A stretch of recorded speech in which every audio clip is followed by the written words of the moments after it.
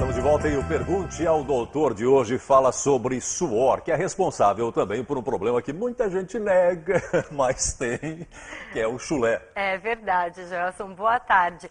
O suor tem como principal função controlar a temperatura do corpo, mas quando é em excesso, atrapalha, causa constrangimento. E o chulé é o suor nos pés. O Pergunte ao Doutor de hoje quer acabar com as suas dúvidas sobre estes dois assuntos, chulé e suor.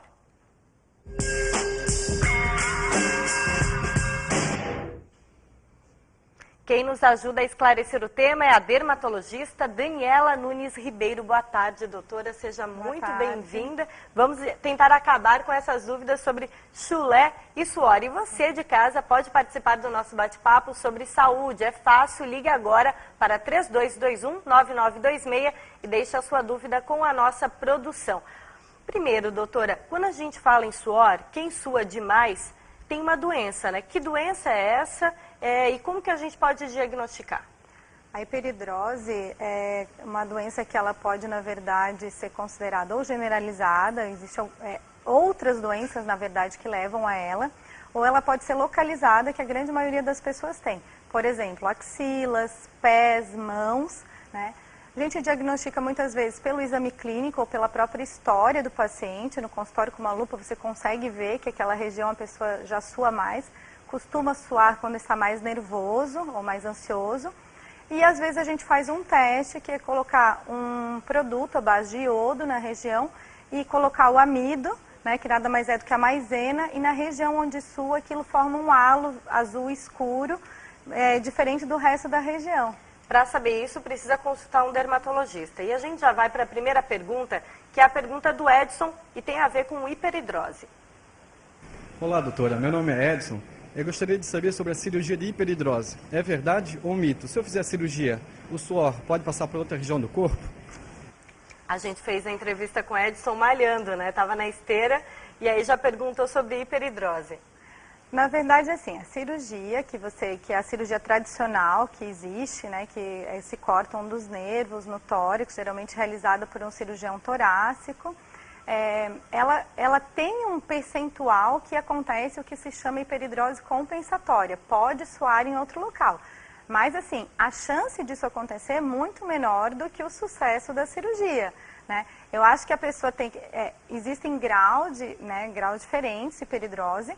E a hiperidrose pode ser tratada clinicamente, pode ser tentado outros métodos de tratamento, e você tem que avaliar qual é o grau da pessoa e indicar se nesse caso justifica ela fazer a cirurgia ou não, e normalmente se tentar um outro tratamento antes, em vez de ir para a cirurgia. De repente vale a pena mesmo fazer a cirurgia. Depende de cada caso. Joelson, a gente tem até uma pergunta que chegou agora há pouco de um rapaz, né, que sua bastante, ele falou. Tem. Acabou de chegar aqui ó, a participação do Michael aqui da Itopavanotti. Ele diz assim, ó, que sendo frio ou não, ele sua 5 camisas por dia na jornada de trabalho dele. Ele gostaria de ouvir uma explicação, né, qual é a solução para ele. Isso a gente precisa avaliar uma série de coisas, né? Desde se a pessoa tem alguma outra doença que possa estar levando isso, pessoas que às vezes estão acima do peso, é comum elas suarem um pouco mais, né? Se essa, no caso, é localizada em alguma região do corpo ou é no corpo inteiro, né? Se for localizada, por exemplo, suo muito no pé e na mão, às vezes pessoas executam determinados trabalhos que elas não conseguem, na verdade, exercer a função dela, isso é um prejuízo, na verdade, social e de função também. Exato. Por causa da hiperidrose. Então, nesse caso, ele poderia, né, estar tratando e fazendo realmente a cirurgia ou até procurar um tratamento clínico. Quando é generalizado, aí você tem que tratar com medicação.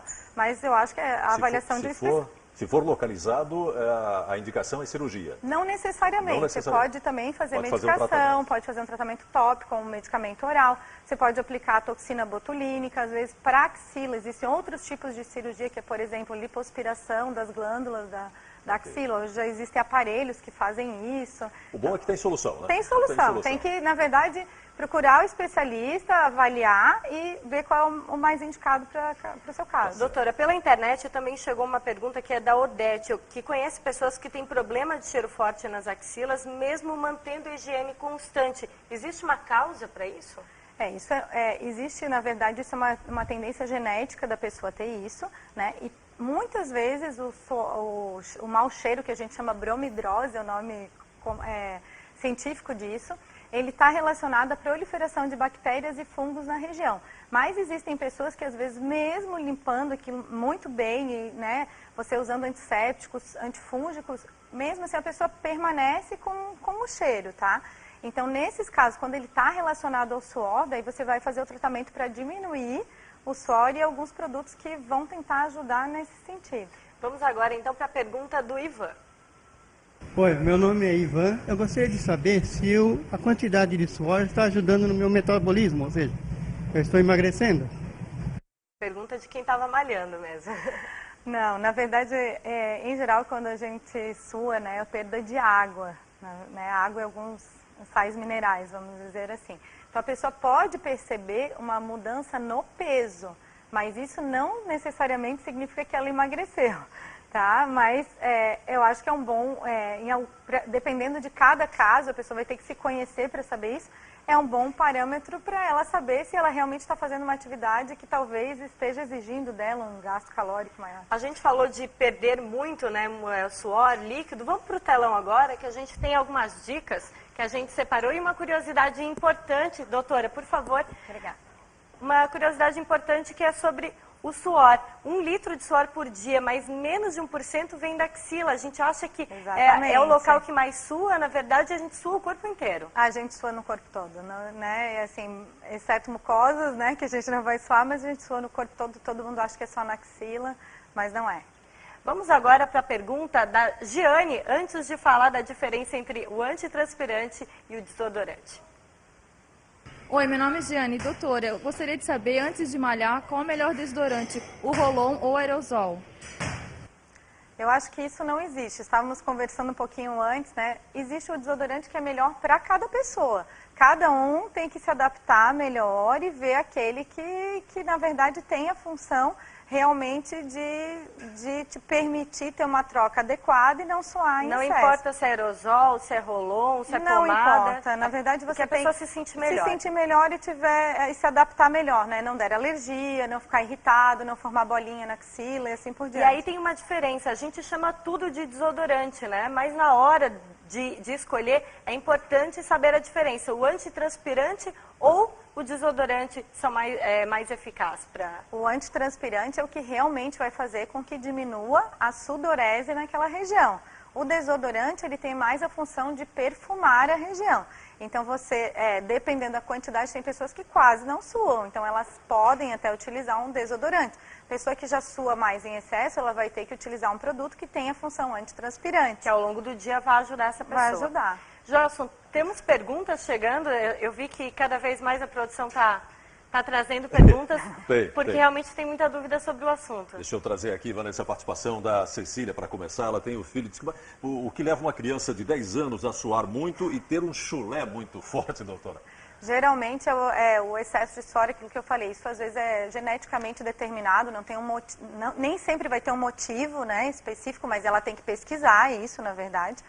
E o excesso a proliferação de bactérias e fungos na região é que vai acabar fazendo com que tenha um pouco mais de um cheiro além Na verdade, não é o suor, então, é o que vem junto com o suor, né? Que são as bactérias, os fungos. Às vezes até o resto da pele morta, o sebo, né? Esse conjunto de coisas que forma ali naquela região é que vai acabar causando a piora o aumento desse cheiro. Ainda sobre pé, tem a pergunta da Sueli, que mandou pela internet. Por que suo com os pés gelados? Existe alguma explicação para isso? Existe. Muitas vezes essa hiperidrose que costuma cursar mesmo em dias mais frios e estando gelado, ela é mais característica de hiperidrose relacionada ao emocional, vamos dizer assim. A pessoa está mais ansiosa e ela começa... Pode ver que é uma coisa que a gente costuma falar até, eu estou suando frio. Sim. Quando você está nervoso e tal, tem essa característica. Existe mesmo. Existe. Eu tenho aqui a participação do Valdir, que está em Pouso Redondo, acompanhando o Jornal do Almoço. Ele pergunta se o tipo do calçado influencia para dar chulé, por exemplo, couro. Se teria uma identificação diferente aí com outros tipos. Até a meia, né, doutora? Sim, com certeza. Assim, importante que a pessoa trocar sempre o calçado, manter o calçado sempre limpo, não ficar repetindo, né, muitas vezes sem deixar aquele calçado respirar, né, às vezes a pessoa fica muitas horas, né, com aquilo. Tem que usar uma meia adequada, que ventile bem, preferencialmente de algodão, não de tecido sintético, porque isso absorve mais. Uma coisa básica, né? Mas trocar a meia, né? A pessoa vai usando a meia vários dias. Então isso aí não dá.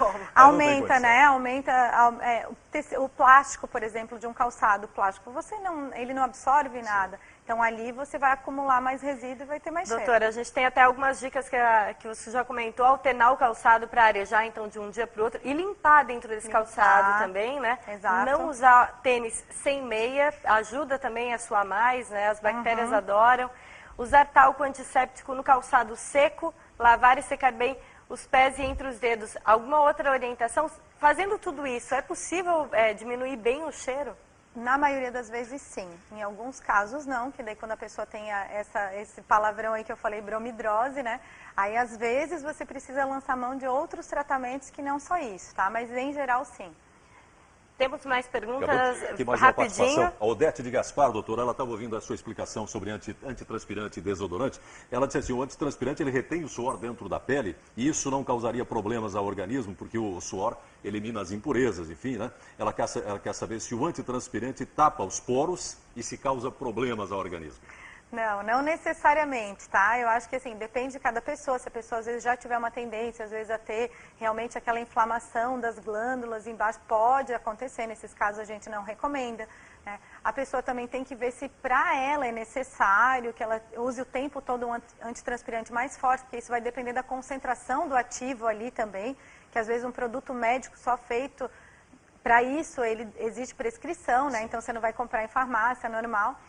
Mas existe um mito, na verdade, até uns e-mails que andavam circulando na internet, dizendo que você usar antitranspirante podia causar câncer e um monte de coisa por esse acúmulo de toxina. Isso é mentira, tá?